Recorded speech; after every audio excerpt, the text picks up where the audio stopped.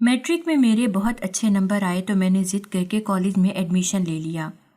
حالانکہ افتخار بھائی میرے کالج میں پڑھنے کے خلاف تھے۔ ہمارے خاندان کی کسی لڑکی نے بھی کالج کا منہ نہیں دیکھا تھا۔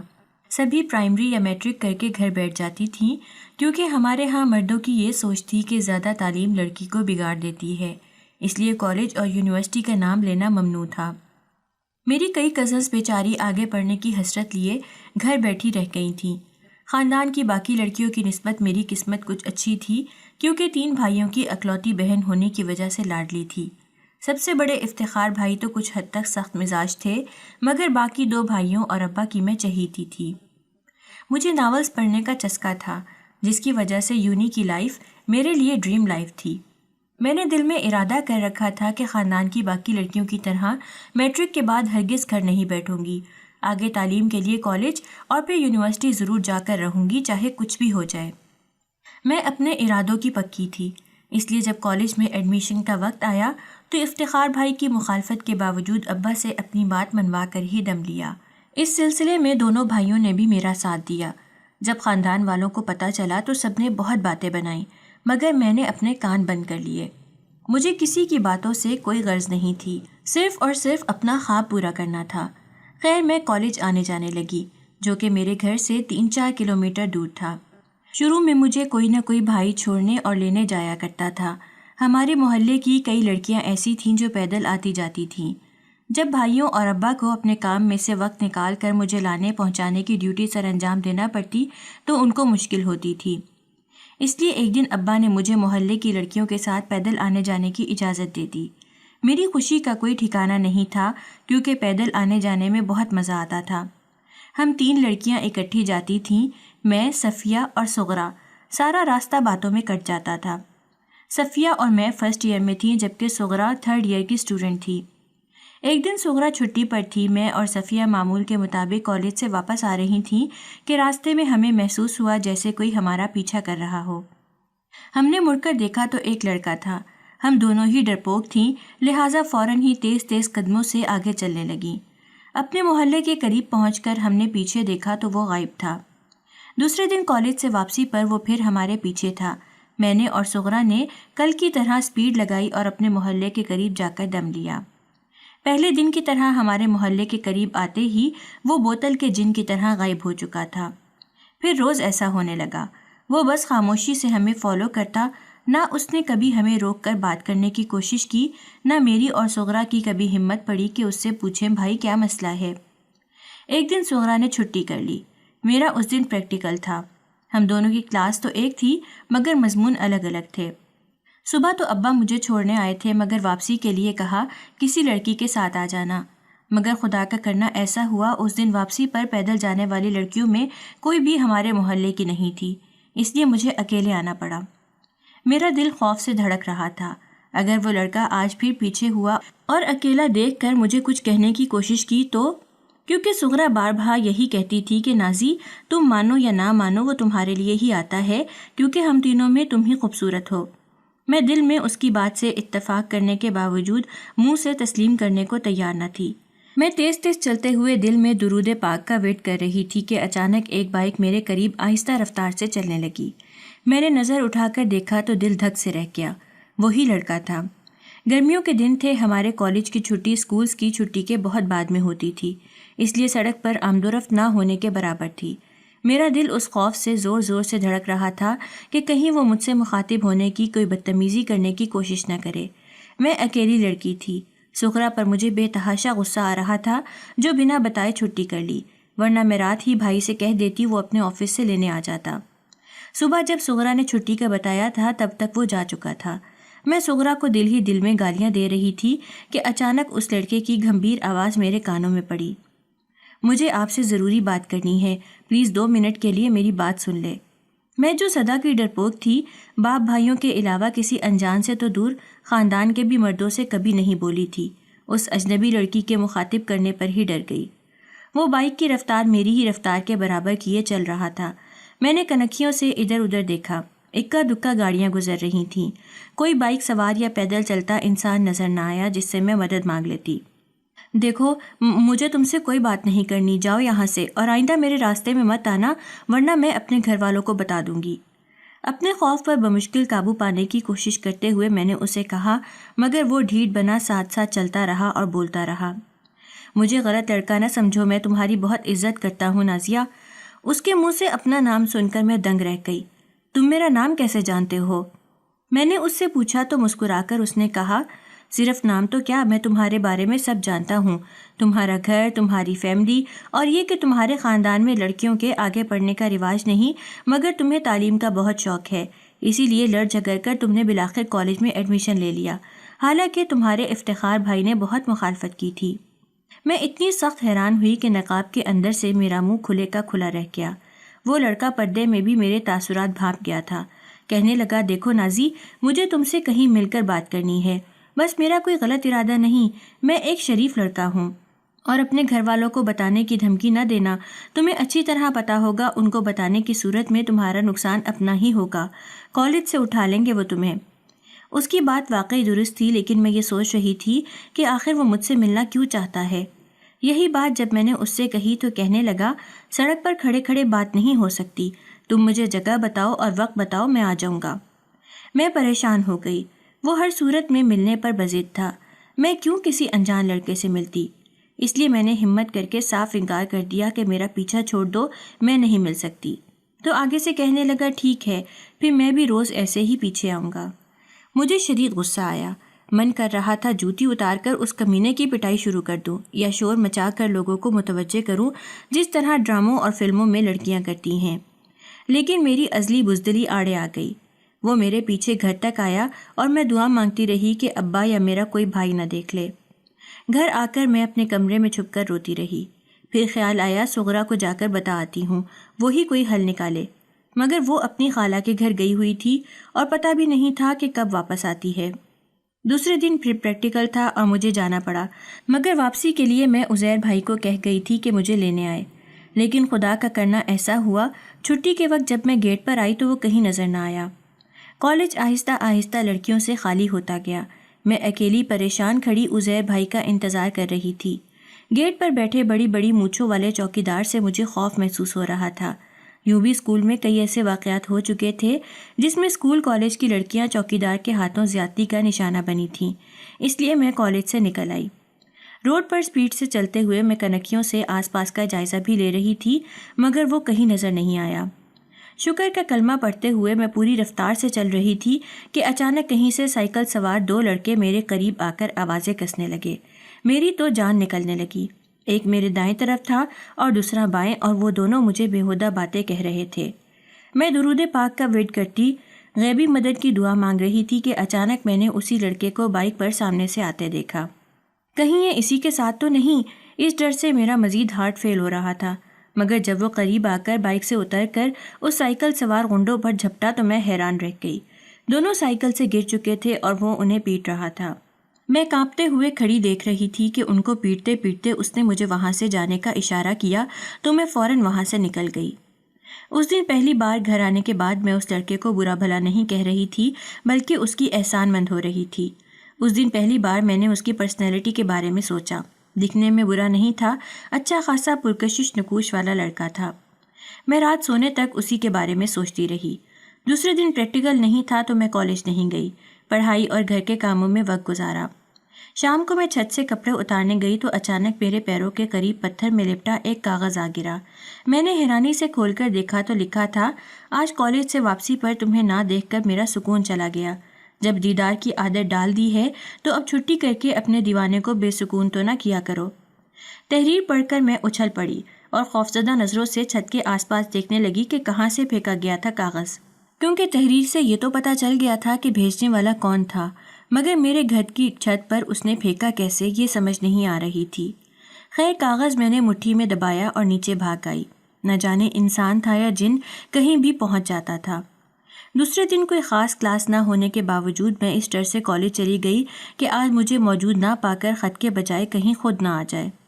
کالج سے واپسی پر راستے میں وہ پھر موجود تھا۔ میرے دل کی دھڑکن تیز ہو گئی۔ پہلے تو میں اگنور کر کے چلنے لگی تھی، مگر پھر نہ جانے کہاں سے ہمت آ گئی۔ میں نے اسے کہا، کیوں ہاتھ دھو کر پیچھے پڑ گئے ہو؟ میرے گھر خط پھینکنے والی گھٹیا حرکت کیوں کی؟ اگر وہ خط میرے گھر والوں کے ہاتھ لگ جاتا تو کتنی بڑی مصیبت کا شکار ہو سکتی تھی میں اسے غصے سے سناتی رہی اور وہ والہانہ نظروں سے دیکھتے ہوئے پھر ملنے کی ضد کرنے لگا۔ پھر تنگ آ کر میں نے حامی بھر لی، کیونکہ اس کی ضد یہی تھی، پیچھا کرنا تب چھوڑوں گا جب کہیں مناسب جگہ مل کر اس کی بات سنوں گی، ورنہ وہ میرے گھر تک پہنچ کر بھی تنگ کرے گا۔ میرے پاس کوئی چارہ نہیں تھا، اس کی بات ماننے کے علاوہ کوئی چارہ نہیں تھا۔ ویسے بھی اس نے ایک دن پہلے میرے لیے آوارہ لڑکوں کی پٹائی کی تھی، اس لحاظ سے بھی اس پر اعتبار سا محسوس ہوا تھا۔ دوسرے دن 12:30 بجے کالج سے آدھی چھٹی لے کر میں نکل آئی تھی۔ کچھ فاصلے پر وہ اپنی بائک لیے موجود تھا۔ میرا دل لرز رہا تھا یہ سوچ کر کہ کہیں ابا یا کوئی بھائی نہ دیکھ لے۔ وہ مجھے اپنی بائک پر بٹھا کر پارک لے آیا تھا۔ ہم نسبتاً سنسان گوشے میں بینچ پر بیٹھ گئے۔ اس نے بتایا اس کا نام احتشام تھا، یونیورسٹی سے ماسٹرز کی ڈگری لینے کے بعد اب جاب ڈھونڈ رہا تھا۔ ایک دن کالج روڈ سے گزر رہا تھا کہ مجھ پر نظر پڑی، تب سے وہ بے قرار تھا میرے لیے، اور ساتھ ہی کہا کہ اپنی پیچھا کرنے والی حرکت پر اسے افسوس ہے کیونکہ یہ آوارہ لڑکوں کا کام ہے، مگر کیا کرتا، دل کے ہاتھوں مجبور تھا۔ اسے مجھ سے پہلی نظر والا عشق ہو گیا تھا، وغیرہ وغیرہ۔ میرے پوچھنے پر کہ اس دن رکا چھت پر کیسے پھینکا تو بولا، تمہارے ہمسائے عرفان سے میری دوستی ہے، اس کام کے لیے اسی کی خدمت لی تھی۔ میں حیران رہ گئی۔ عرفان عارفہ خالہ کا بیٹا تھا۔ اس کی بہن نیلی 5ویں کلاس میں پڑھتی تھی اور میرے پاس ٹیوشن کے لیے آتی تھی۔ احتشام نے کہا اب کوئی بھی پیغام ہوگا وہ عرفان کے ذریعے سے مجھ تک پہنچا کرے گا۔ میں پہلے تو ڈری، مگر اس نے یقین دلا دیا کہ عرفان قابل بھروسہ ہے تو میں خاموش ہو گئی۔ پھر وہ کافی دیر اپنی پسندیدگی کے بارے میں بتاتا رہا اور میں اس کی باتیں سن کر شرم سے سرخ ہوتی رہی۔ پہلی بار کوئی لڑکا مجھ سے ایسی باتیں کر رہا تھا، مجھے ڈر بھی لگ رہا تھا اور اچھا بھی۔ پھر میں جو اس کے بارے میں غلط رائے رکھتی تھی اس سے ڈرتی تھی۔ ملاقات کے اختتام پر نہ صرف میری رائے بدل گئی بلکہ ڈر بھی منٹوں میں ختم ہو گیا۔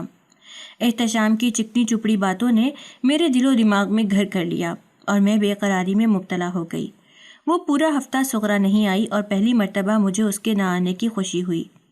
چھٹی کے وقت احتشام کالج کے باہر موجود ہوتا تھا اور مجھ سے خاصے فاصلے پر چلتے ہوئے بحفاظت مجھے گھر چھوڑ جاتا تھا۔ اب مجھے اس کا پیچھے آنا برا نہیں بلکہ اچھا لگنے لگا تھا۔ اگر بات کرنی ہوتی تو وہ راستے میں موقع پا کر چپکے سے مجھے خط تھما دیتا، کیونکہ اس وقت موبائل فون اتنے عام نہیں ہوئے تھے، لہٰذا وہ اور میں اس سہولت سے محروم تھے۔ خط اس کی دیوانی بھری تعریفوں اور محبت کے اشعار سے بھرا ہوتا تھا، جس کو پڑھ کر مجھے اپنا دل قدموں میں گرتا محسوس ہوتا۔ پہلی ملاقات کے بعد حوصلہ آ گیا تو مزید 2 اور ملاقاتیں بھی ہوئیں۔ اس نے مجھے کہا، نازی شادی میں تم سے ہی کروں گا۔ میری خوشی کا کوئی ٹھکانہ نہیں تھا۔ ہم روز ایک دوسرے کا دیدار کرتے تھے۔ پھر 2 ہفتوں بعد سغرا واپس آ گئی اور میں پریشان ہو گئی کہ اب ملنا ملانا اور دیدار کیسے ہو سکے گا، مگر دوسرے دن ہی سغرا کی دادی کی ڈیتھ ہو گئی اور وہ ایک بار پھر چھٹیوں پر چلی گئی، مگر 2-3 دن بعد اس نے پھر آ ہی جانا تھا۔ اس بار ملاقات میں نے احتشام سے اس بات کا ذکر کرتے ہوئے اپنی پریشانی ظاہر کی تو جواب میں اس نے جو حل بتایا اسے سن کر میں پہلے تو حیرت اور خوف سے اچھل پڑی، پھر اس کی دلیلوں سے قائل ہو گئی۔ اس نے کہا وہ رات کو ہماری بیٹھک میں مجھ سے ملنے آئے گا۔ ابا اور بھائی اپنے کمروں میں سوتے تھے، اس لیے بیٹھک خالی ہوتی تھی، مگر یہ خطرے والا کام تھا۔ لیکن اس وقت احتشام کا عشق میرے سر پر اتنا سوار تھا کہ اس کی خاطر ہر قسم کا خطرہ مول لینے کو تیار ہو گئی تھی۔ دوسرے دن پھر سغرا واپسی پر میرے ساتھ تھی۔ میری متلاشی نگاہیں احتشام کو ڈھونڈ رہی تھیں، مگر وہ کہیں نظر نہ آیا۔ میں بجھے دل کے ساتھ گھر آ گئی۔ شام کو نیلی ہمارے گھر آئی اور چپکے سے ایک کاغذ تھما گئی جو احتشام اس کے بھائی کو دے گیا تھا۔ لکھا تھا، آج رات 12 بجے میں آؤں گا، بیٹھک کھول کر میرا انتظار کرنا۔ رات کے کھانے کے بعد جب ابا نے بیٹھک کو تالا لگایا اور چابی اپنے تکیے کے نیچے رکھ دی، سونے سے پہلے میں نے سب گھر والوں کو چائے بنا کر دی جس میں نیند کی چند گولیاں ڈال دیں۔ چائے پینے کے بعد سب گہری نیند سو گئے تو میں نے ابا کے تکیے کے نیچے سے چابی نکالی اور بیٹھک کا دروازہ کھول کر احتشام کا انتظار کرنے لگی۔ پھر وہ اندھیرے میں آ گیا تھا۔ 3-4 گھنٹے ہم ساتھ میں رہے تھے۔ وہ بے حد قریب میرے کانوں میں محبت بھری سرگوشیاں کرتا رہا، اپنی دیوانگی دکھاتا رہا، لیکن اس کی محبت میں پور پور ڈوبنے کے باوجود میں نے اسے حد سے آگے بڑھنے نہیں دیا۔ پھر اس کے بعد ہفتے میں ایک بار ہم اسی طرح بیٹھک میں ملنے لگے۔ عرفان ہمارے درمیان پیغام رسانی کا کام کرتا تھا۔ 1 مہینے تک ہم یوں ہی ملتے رہے، کسی کو کانوں کان خبر نہ ہوئی۔ پھر ایک دن اس نے مجھے کہا، نازی اب تمہارے بنا رہا نہیں جاتا، میں رشتہ بھیجنا چاہتا ہوں۔ میں پریشان ہو گئی تھی کیونکہ ہمارے خاندان میں ابھی تک کسی نے غیروں میں لڑکی نہیں دی تھی، اس لیے مجھے ڈر تھا کہ کہیں میرے گھر والے انکار نہ کر دیں، اور پھر وہی ہوا۔ احتشام کا رشتہ نہ صرف گھر والوں نے ٹھکرا دیا بلکہ مشکوک طریقے سے اس کے گھر والوں سے سوالات بھی کیے کہ انہیں میرا کیسے پتہ چلا وغیرہ وغیرہ۔ مجھے شدید صدمہ پہنچا کیونکہ میں عشق کی اس سٹیج پر پہنچ چکی تھی جہاں احتشام کے بغیر سانس لینا بھی دو بھر لگتا تھا، وہ جا کے ساری زندگی اس کے بغیر رہنا۔ پھر جب میرے گھر والوں نے اچانک خاندان میں ہی میرا رشتہ طے کر دیا تو احتشام کی محبت میں مجبور ہو کر میں گھر سے بھاگ آئی۔ احتشام مجھے کراچی اپنے کسی دوست کے ہاں لے آیا۔ 2 دن ہم اس کے پاس رہے، اسی نے ہمارا نکاح کروایا۔ ایک دوسرے کو پا کر ہم بہت خوش تھے، مگر میں ساتھ میں خوفزدہ بھی تھی کیونکہ میں نے وہ قدم اٹھایا تھا جس کا تصور آج تک ہمارے خاندان کی کسی لڑکی نے نہیں کیا تھا۔ مجھ پر جان چھڑکنے والے ابا اور بھائی یقیناً میرے خون کے پیاسے ہو چکے تھے۔ مجھے ہر دم یہ خوف گھیرے رہتا کہ کہیں وہ ہم تک پہنچ نہ جائیں۔ احتشام مجھے تسلیاں دیتا رہا۔ اس نے ایک فیکٹری میں جاب کر لی تھی اور ساتھ ہی ایک کرائے کا مکان بھی ڈھونڈا تھا، کیونکہ بھلا کب تک ہم اس کے دوست کے ہاں رہ سکتے تھے۔ جس گھر میں ہم شفٹ ہوئے 2 منزلہ اچھا مکان تھا جس کا مالک شازین خان ایک پٹھان تھا۔ ہمیں انہوں نے اوپر والا پورشن دیا جس میں 2 کمرے بنے ہوئے تھے۔ شروع میں احتشام کے نوکری پر جانے کے بعد میں اکیلی بور ہو جاتی تو مالک مکان کی بیوی کے پاس چلی جاتی، وہ بھی میری طرح اکیلی ہوتی تھی کیونکہ بچے وغیرہ نہیں تھے۔ چند دن تو اس نے نارملی مجھے کمپنی دی، مگر پھر آہستہ آہستہ اس کے ماتھے پر بل پڑنے لگے تو میں نے جانا چھوڑ دیا۔ 3 مہینے ہو گئے تھے مجھے وہاں رہتے ہوئے۔ احتشام نے اس خوف سے ابھی تک اپنے گھر والوں سے بھی کانٹیکٹ نہیں کیا تھا کہ کہیں میرے گھر والوں نے پولیس کیس نہ کر رکھا ہو اور پھر پولیس اس کے گھر والوں کے ذریعے ہم تک نہ پہنچ جائے۔ احتشام روز شام کو 6 بجے گھر آ جایا کرتا تھا۔ ایک دن 6 بج گئے اور وہ نہ آیا۔ میں بے چینی سے انتظار کرتی رہی۔ جب 2 گھنٹے مزید گزرے تو مجھے شدید پریشانی لاحق ہو گئی اور میں روتے ہوئے مالک مکان کے پورشن میں گئی اور ان کو التجا کی کہ وہ احتشام کا پتہ کر دیں کہ وہ اب تک کیوں نہیں آیا۔ مالک مکان نے مجھے تسلی دی اور احتشام کو ڈھونڈنے چلا گیا۔ پھر 1 گھنٹے بعد وہ اس خبر کے ساتھ لوٹا کہ فیکٹری میں آگ لگنے کا حادثہ پیش آیا جس میں کئی ورکرز جھلس گئے تھے، ان میں احتشام بھی شامل تھا۔ میرے پیروں تلے زمین نکل گئی۔ میری منتیں کرنے پر مالک مکان مجھے اس ہسپتال لے گیا جہاں احتشام داخل تھا۔ جب میں پہنچی تو ایک بدترین خبر میری منتظر تھی۔ احتشام کے جسم کا 90% حصہ جل گیا تھا جس کی وجہ سے ڈاکٹر اسے نہیں بچا سکے۔ میری آنکھوں تلے اندھیرا چھا گیا تھا اور میں بے ہوش ہو گئی تھی۔ شازین خان نے مجھے سنبھالا اور گھر لے کر آیا۔ احتشام کے کفن دفن کا انتظام بھی اسی نے کیا۔ میں غم سے نڈھال کمرے میں پڑی تھی کہ تیسرے دن اس کی بیوی نصرت آئی اور مجھے گھر خالی کرنے کا کہہ کر چلی گئی۔ میرے قدموں تلے زمین ایک بار پھر سرک گئی تھی۔ اس گھر کے علاوہ کوئی ٹھکانہ نہیں تھا، کہاں جاتی بھلا؟ میں بری طرح رونے لگی۔ یوں ہی روتے روتے رات گزر گئی۔ صبح ہوئی تو شازین خان آ گیا۔ اس نے بھی گھر خالی کرنے کی بات کی۔ میں نے اس کے سامنے ہاتھ جوڑ دیے۔ مجھے تب تک مہلت دے دیں جب تک میں عدت میں ہوں، تو اس نے کہا ٹھیک ہے، مگر ساتھ ہی ایڈوانس کرایہ مانگا۔ میرے پاس چند 100 روپے کے علاوہ کچھ نہ تھا، اسی لیے میں گڑ گڑانے لگی، مگر وہ نہ مانا اور مجھے 1 دن کی مہلت دے کر چلا گیا۔ ساری رات میں روتی اور خدا سے دعا کرتی رہی۔ پھر دوسرے دن صبح کو جب وہ آیا تو میں خوفزدہ ہو گئی کہ اب دھکے مار کر نکال دے گا اور میں کہاں جاؤں گی۔ لیکن اس نے جو بات کی وہ سن کر میں شاک رہ گئی۔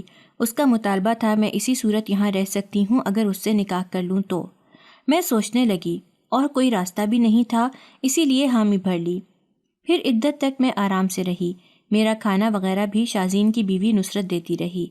پھر جس دن میری عدت ختم ہوئی اس سے اگلے دن شازین نے مجھ سے نکاح کر لیا، لیکن نکاح کرنے سے پہلے اس نے مجھے کہا تم سے شادی میں صرف اولاد کے لیے کر رہا ہوں، مجھے اولاد چاہیے، وہ بھی بیٹا، اور اگر تم نے مجھے بیٹا نہ دیا تو میں تمہیں طلاق دے دوں گا۔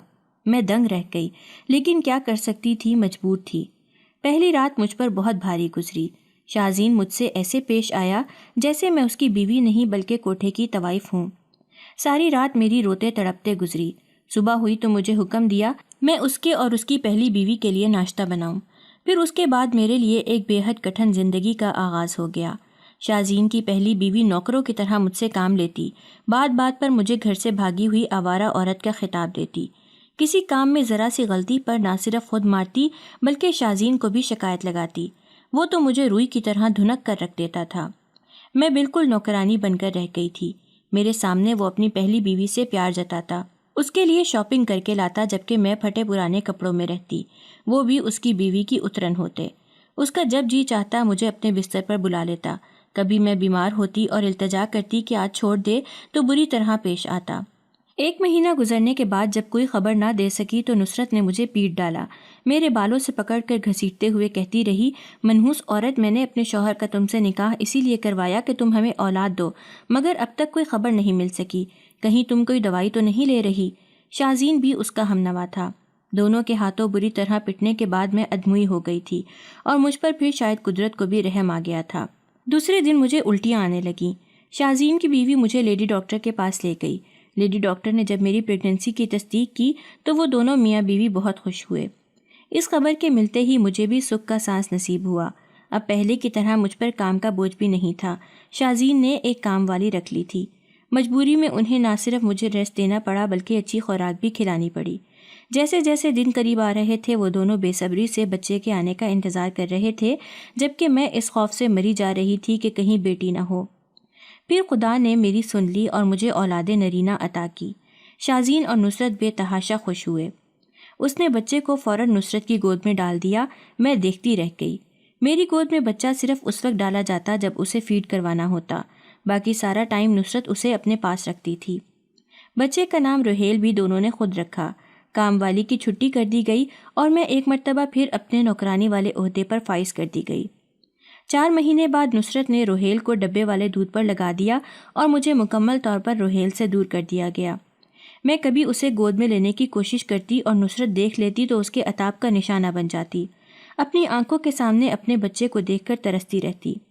پھر ایک دن نصرت کے کہنے پر شازین نے مجھ پر بد کرداری کا الزام لگاتے ہوئے طلاق دے دی۔ میرے بیٹے کو ہمیشہ ہمیشہ کے لیے چھین لیا۔ میں روتی رہی، گڑ گڑاتی رہی، مگر ان کو مجھ پر رحم نہ آیا۔ دونوں نے مجھے دھکے دے کر نہ صرف گھر سے نکال دیا بلکہ ساتھ میں یہ بھی کہا کہ ان کو میرے گھر والوں کے بارے میں پتہ ہے، اگر میں دوبارہ یہاں آئی تو وہ مجھے پکڑ کر ان کے حوالے کر دیں گے۔ میں ننگے پیر اور پھٹے ہوئے کپڑوں کے ساتھ سڑک پر روتی ہوئی چلتی رہی۔ مجھے نہیں پتا تھا کہاں جانا ہے۔ جب چلتے چلتے تھک گئی تو ایک جگہ بیٹھ کر رونے لگی۔ ایک آدمی نے گزرتے ہوئے بھکارن سمجھ کر میری جھولی میں کچھ روپے ڈال دیے۔ ان کو مٹھی میں دبائے میں نامعلوم منزل کی جانب پھر چل پڑی تھی۔ ہر عورت کی طرح مجھے بھی اپنی عزت کا خوف لاحق تھا۔ کسی محفوظ پناہ گاہ کی تلاش میں ادھر ادھر دیکھتے ہوئے مجھے ایک دربار نظر آیا تو میں اس میں داخل ہو گئی۔ وہاں کئی گداگر مرد عورتیں بیٹھے تھے۔ میں بھی ان کے ساتھ جا کر بیٹھ گئی۔ قوالی چل رہی تھی، لوگ آ جا رہے تھے۔ آتے جاتے کچھ لوگ گداگروں کی جھولیوں میں پیسے بھی ڈال دیتے تھے۔ چند ایک نے میری جھولی میں بھی ڈالے۔ دربار کے ایک کونے میں لنگر تھا۔ جیسے ہی کھانا لگنے کا اعلان ہوا، میرے ساتھ بیٹھے بھکاری مرد عورتیں اس طرف لپکے جبکہ میں اپنی جگہ پر بیٹھی رہی۔ کچھ دیر بعد ایک بھکاری عورت نے میرے آگے کاغذ کا ایک ٹکڑا رکھا جس پر چاول تھے۔ میں صبح سے خالی پیٹ تھی۔ چاول دیکھ کر بھوک چمک اٹھی اور میں بے صبری سے کھانے لگی۔ کھانے کے بعد دوسری بھکارن عورتوں کی دیکھا دیکھی میں بھی ایک کونے میں اپنا دوپٹہ اوڑھ کر لیٹ گئی۔ پھر کسی نے مجھ پر پرانا کھیس ڈال دیا، شاید کوئی مجاور تھا۔ پھر میرے شب و روز اسی دربار پر گزرنے لگے اور ایک مدت بیت گئی۔ میرے ساتھ کے بھکاری مرد عورتوں میں سے کچھ مر گئے اور کچھ اپنا ٹھکانہ بدل گئے۔ اس دربار کی سب سے پرانی بھکارن صرف میں تھی جو 25 سالوں سے وہاں پر تھی۔ وہاں آنے والے مجھے بھکارن نہیں بلکہ اللہ والی سمجھتے تھے۔ دن میں نہ جانے کتنے لوگ مجھ خالی دامن عورت کے سامنے اپنی مراد کے لیے دامن پھیلاتے۔ پہلے میں نے بہت بار سمجھانے کی کوشش کی، مجھ سے مرادیں نہ مانگے، میں خود نامراد ہوں، اللہ والی نہیں بلکہ ایک گناہ گار بھکارن ہوں، مگر کسی نے میری بات پر توجہ نہیں دی۔ رفتہ رفتہ میں اس دربار میں مشہور ہوتی چلی گئی۔ مجھے باقاعدہ دربار میں ایک کمرہ دے دیا گیا۔ کئی مجاور میری خدمت کے لیے حاضر کھڑے رہتے، لیکن مجھے کسی چیز سے غرض نہیں تھی۔ میں نے خود کو راضی کر لیا تھا۔ اگر کسی کو میری دعا سے، میری ایک پھونک مارنے سے راحت مل رہی تھی تو مجھے اس کام سے انکار نہیں کرنا چاہیے تھا۔ میرے بالوں میں مکمل سفیدی اتر آئی تھی۔ سارا دن دیوار سے ٹیک لگائے اپنے سامنے بیٹھے لوگوں کی مصیبتوں کی داستانیں سنتی اور قرآنی آیات پڑھ کر پھونکے مارتی رہتی۔ تحفوں ہدیوں کے ڈھیر لگ جاتے میرے آگے، اور کسی بھی چیز کو ہاتھ لگائے بغیر میں مجاوروں کو دے دیتی تھی۔ تینوں ٹائم میرے آگے کھانا رکھ دیا جاتا تھا۔ بھوک ہوتی تو کھا لیتی ورنہ پڑا رہ جاتا۔ رات کو جب لیٹتی تو آنکھوں کے سامنے صرف اپنے بیٹے کی شکل گھومتی اور خاموش آنسو بہاتے سوچتی رہتی اب 25 سال کا جوان ہو کر وہ کتنا خوبصورت ہو گیا ہوگا، نہ جانے کتنی تعلیم حاصل کی ہوگی اس نے۔ یہی سب سوچتے سوچتے رات کٹ جاتی۔ ایک دن ایک بہت ہی امیر لڑکا میرے پاس آیا، اس کے ساتھ ایک خوبصورت لڑکی تھی، دونوں کے ہاتھوں میں انہی جیسا خوبصورت سا بچہ تھا۔ وہ کہنے لگا، اماں حاجن یہ میرا بیٹا ہے، 2 سال کا ہو گیا ہے مگر نہ یہ بولتا ہے اور نہ چلتا ہے۔ ہم نے اچھے سے اچھے ڈاکٹر کو دکھایا، مہنگے سے مہنگے ٹیسٹ کروائے، بیرون ملک لے کر گئے مگر یہ ٹھیک نہیں ہوا، جبکہ کوئی مسئلہ بھی سامنے نہیں آیا۔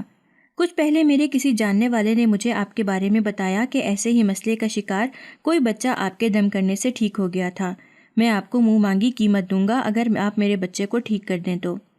اس کی بات سن کر مجھے غصہ آ گیا تھا۔ میں نے کہا، ٹھیک کرنے والی ذات صرف خدا کی ہے، لیکن اگر وہ کسی انسان کو وسیلہ بنا بھی دیتا ہے تو اس کا یہ مطلب تو نہیں کہ تم اس کو لالچ دے کر اپنا کام کرنے کے لیے کہو۔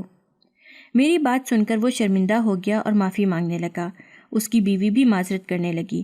نہ جانے کیوں میرا دل فوراً پگھل گیا اور میں نے کہا کوئی بات نہیں، اور ان کے روتے ہوئے بچے کو اپنی گود میں لے لیا۔ وہ میری گود میں آتے ہی چپ ہو گیا۔ میرے ساتھ ساتھ وہ میاں بیوی بھی حیران ہو گئے۔ میں نے بچے کو اپنی گود میں لٹایا تو کھلکھلانے لگا۔ میں نے اس کے چہرے پر ہاتھ پھیرا، وہ مزید کھلکھلایا اور اس نے میری ایک انگلی پکڑ کر اپنے منہ میں ڈال لی۔ میں قرآنی آیات کا ویٹ کرنے کے بعد اس کے سر اور چہرے پر پھونک مار دی، اور پھر جب بچہ اس کے ماں باپ کے حوالے کرنا چاہا تو وہ پہلے کی طرح رونے لگا۔ میں نے واپس اپنی گود میں لٹایا تو وہ پھر چپ ہو گیا اور مسکرانے لگا۔ میاں بیوی حیرانی سے ایک دوسرے کی طرف دیکھنے لگے۔ میں نے پھر بچے کو ان کی طرف بڑھایا تو وہ پھر رونے لگا۔ اب ہم تینوں دنگ تھے۔ ایک 2 سال کا بچہ ماں باپ کے پاس جانے پر رو رہا تھا اور بالکل انجان عورت کی گود میں آ کر خوش ہو رہا تھا۔ یہ ایک حیران کن اتفاق تھا۔ بہرحال میں اس بچے کو گود میں تھپکتی رہی۔ جب وہ سو گیا تو اسے اس کے ماں باپ کے حوالے کیا۔ وہ اسے لے کر چلے گئے۔ بچے کے جانے کے بعد میں نے آنکھیں بند کر لیں اور 25 سال پیچھے اپنی زندگی میں چلی گئی۔ میری زندگی، میرا بچہ روہیل، وہ بھی اسی بچے کی طرح بالکل صحت مند اور گپلو سا تھا، جس کو 9 مہینے میں نے پیٹ میں تو رکھا مگر گود میں لینے کے لیے ترستی رہی۔ کئی بار میرا دل چاہ رہا تھا کہ ایک بار جاؤں شازین کے گھر اور ایک نظر چپکے سے اپنے بیٹے کو دیکھاؤں، مگر کبھی ہمت نہیں پڑی۔ اب اس بچے کو دیکھ کر مجھے اپنا بچہ شدید یاد آنے لگا تھا۔ میں ساری رات اپنے روہیل کو یاد کر کے روتی رہی۔ صبح جب نماز کے لیے جاگی تو جسم میں سخت حرارت محسوس ہو رہی تھی۔ مجاور جب ناشتہ دینے آیا تو دیکھتے ہی سمجھ گیا کہ میری طبیعت خراب ہے۔ کچھ دیر بعد وہ ڈاکٹر کو لے کر آ گیا تھا۔ میں ڈاکٹری دوائیں نہیں کھاتی تھی، اب کسی بھی بیماری میں پانی پر صورتیں پڑھ کر پی لیتی تھی، مگر میرے منع کرنے کے باوجود وہ مجھے دوائیں کھلا گیا تھا۔ دوا کھانے کے بعد نہ جانے میں کتنی دیر سوئی رہی، جب میری خدمت پر مامور ایک مجاور نے آ کر اٹھایا اور کہا، ہاں اماں حاجن، ایک آدمی آیا ہے، بہت بڑا رئیس لگتا ہے، اس کا بچہ بہت زیادہ رو رہا ہے، وہ آپ سے ملنا چاہتا ہے، حالانکہ میں نے کہا بھی ہے کہ آپ کی طبیعت خراب ہے مگر وہ بضد ہے۔ مجاور کی بات سن کر میرے ذہن میں دھماکہ ہوا۔ یقیناً وہی کل والا بچہ اور اس کا باپ ہوگا۔ میں نے مجاور سے کہا، اسے اندر آنے دو۔ جب وہ اندر آیا تو بہت پریشان دکھائی دے رہا تھا، جبکہ اس کا بیٹا، جسے اس نے اٹھا رکھا تھا، رو رہا تھا۔ مجھ پر جیسے ہی اس بچے کی نظر پڑی، اپنے دونوں ہاتھ میری طرف پھیلا کر باپ کی گود سے نکلنے کی کوشش کرنے لگا۔ وہ لڑکا گھٹنوں کے بل میرے سامنے چٹائی پر بیٹھ گیا اور کہنے لگا، اماں حاجن معاف کیجیے گا، آپ کو طبیعت خرابی میں تکلیف دی ہے، مگر میں کیا کروں، یہ… وہ آدھی بات بول کر چپ ہو گیا اور اپنے بیٹے کو میری طرف بڑھاتے ہوئے بولا، یہ مجھے بات نہیں کرنے دے رہا، پہلے آپ اس کو چپ کروائیں۔ نقاہت بھرے ہاتھوں سے میں نے بمشکل بچے کو پکڑا۔ میری گود میں آتے ہی وہ ایک دم سے نہ صرف چپ ہو گیا بلکہ میری آغوش میں منہ چھپا کر پرسکون سا ہو گیا تھا، جس سے بچے کا باپ آنکھیں پھیلائے اپنے بیٹے کو دیکھتا رہا۔ پھر بولا، سمجھ نہیں آ رہی اماں حاجن، کیا کہوں، کیسے کہوں، میرا بیٹا آپ کی گود میں آنے کے بعد سے اب کسی کی گود قبول نہیں کر رہا۔ کل جب ہم سوئے ہوئے کو آپ کی گود سے اٹھا کر لے گئے تو یہ راستے میں جب جاگا تو رونے لگا تھا۔ ہم سمجھے بچہ ہے، خاموش ہو جائے گا گھر جا کر، مگر گھر جا کر بھی یہ مسلسل روتا رہا۔ کھانے کی چیزیں، کھلونے، ہم نے ہر چیز اس کے آگے رکھی مگر اس نے کسی چیز کو ہاتھ نہ لگائے۔ رات کو مجبوراً ہمیں ڈاکٹر کو بلا کر نیند کا انجیکشن لگوانا پڑا، تب جا کر یہ سویا۔ صبح میں آفس میں تھا جب 10 بجے میری بیوی نے فون کر کے بتایا کہ رائم اٹھ گیا ہے اور پھر سے روئے جا رہا ہے۔ اب میرے پاس اس کے سوا اور کوئی چارہ نہیں تھا کہ آپ کے پاس لے کر آؤں۔ اس لڑکی کی بات سن کر میں خود بھی شدید حیران تھی۔ ایسا پہلی بار ہوا تھا کہ ایک 2 سال کا بچہ میری گود میں آنے کے لیے روتا تھا، جبکہ اس کا میرے ساتھ کوئی رشتہ بھی نہیں تھا۔ بچے کو میری گود میں لیٹے 1 گھنٹہ ہو گیا تھا۔ اس دوران میں نے اسے سلانے کی کوشش کی مگر وہ نہیں سویا، جیسے اسے خوف لاحق ہو سونے کے بعد جب وہ جاگے گا تو میری گود میں نہیں ہوگا۔ مجھے بچے کی باپ کی حالت پر ترس آنے لگا تھا، جو پریشان سا بیٹھا اپنے بیٹے کو دیکھ رہا تھا۔ میں نے اس سے پوچھا کیا بچے کی نانی یا دادی ہے؟ تو اس نے جواب دیا نہیں، دونوں فوت ہو گئی ہیں۔ نانی تو پہلے ہوئی تھی مگر دادی تب ہوئیں جب یہ 1 سال کا تھا۔ میں نے کہا پھر اس کو دادی کی گود اچھی لگتی ہوگی اور اس کے مرنے کے بعد یہ ڈھونڈ رہا ہوگا، جب میری گود میں آیا تو دادی سمجھا ہوگا۔ بچے کا باپ کہنے لگا لیکن اس کی دادی اور آپ کی شکل میں بہت فرق ہے، پھر یہ آپ کو کیوں سمجھ رہا ہوگا؟ میں نے کہا یہ تو مجھے معلوم نہیں۔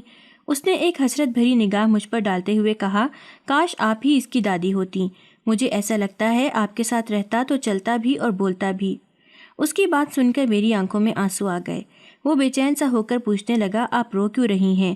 تو میرے منہ سے غیر ارادی طور پر نکل گیا میرا بھی ایک بیٹا تھا جو 25 سال پہلے کھو گیا تھا۔ اب اگر میرے پاس ہوتا تو تمہارے جتنا ہی ہوتا اور اس کا بھی اتنا ہی بچہ ہوتا اور میں دادی کہلاتی۔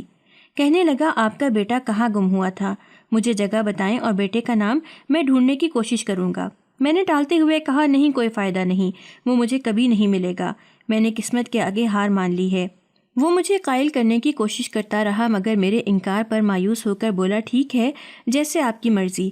میں نے سوچا تھا اگر آپ کے کسی کام آ جاؤں تو مجھے خوشی ہوگی۔ اس کا بیٹا میری گود میں سویا تو میں نے اسے تھما دیا مگر وہ پریشان تھا۔ کہنے لگا اماں حجن جب یہ اٹھے گا تو پھر روئے گا آپ کے لیے، میں کیا کروں مجھے بتائیے۔ تو میں نے ایک کاغذ پر قرآن آیت لکھ کر اسے دیتے ہوئے کہا یہ پانی میں گھول لینا، جب بچہ روئے تو گھونٹ گھونٹ پلا دینا۔ پھر وہ اپنے بیٹے کو لے کر چلا گیا اور نہ جانے کیوں میرا سکون بھی ساتھ میں لے گیا۔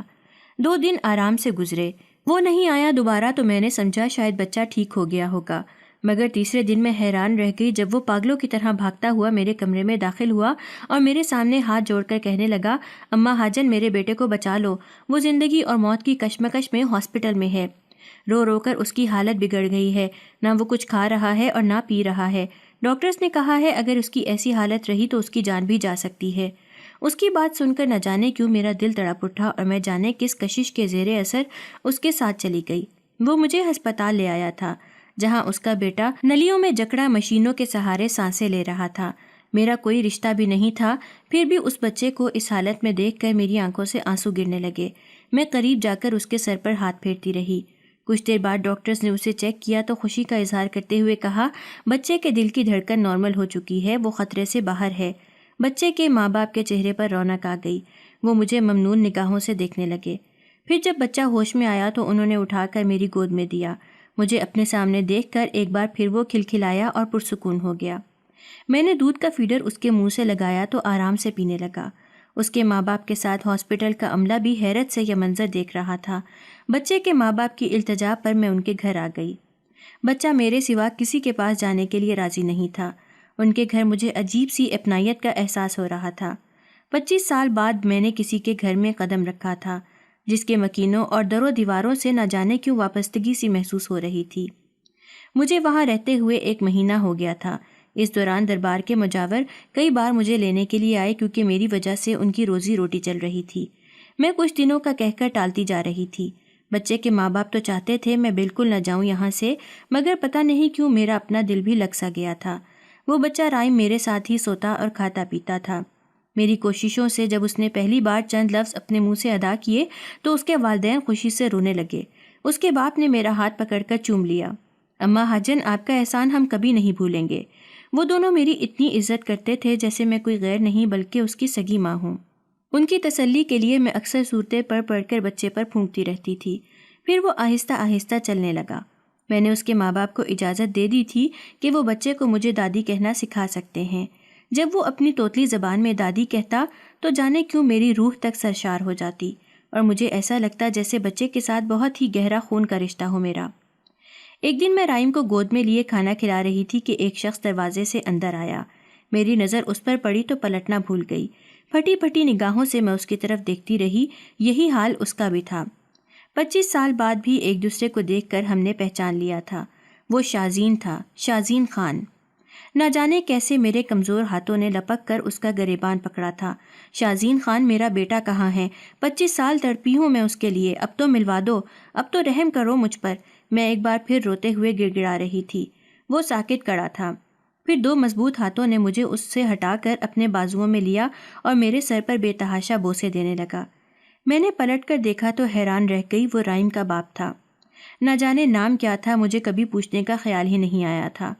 اماں، اس نے میرے کانوں میں سرگوشی کی، میں ہوں آپ کا بیٹا۔ تم روہیل ہو؟ میں بے یقین نگاہوں سے اسے دیکھ رہی تھی۔ وہ میرے ہاتھوں کو چوم کر آنکھوں سے لگا رہا تھا۔ پھر ہمیں ایک دوسرے سے کشش محسوس ہونے کی وجہ سمجھ میں آئی۔ رائم میرا پوتا روہیل کا بیٹا تھا، میں اس کی سگی دادی تھی، تبھی خون کی کشش کی وجہ سے وہ میری طرف لپکتا تھا۔ مجھ پر کیے گئے ظلم کا پتہ چلنے کے بعد روہیل نے شازین سے نفرت کا اظہار کر کے اسے گھر سے چلے جانے کو کہا تھا۔